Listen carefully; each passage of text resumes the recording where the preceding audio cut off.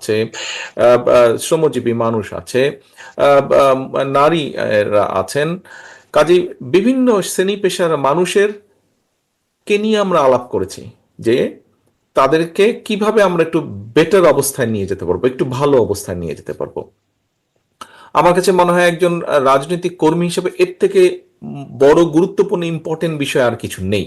অর্থাৎ আমি আমার মানুষের বেটারমেন্টের জন্য কিছু চিন্তা করছি।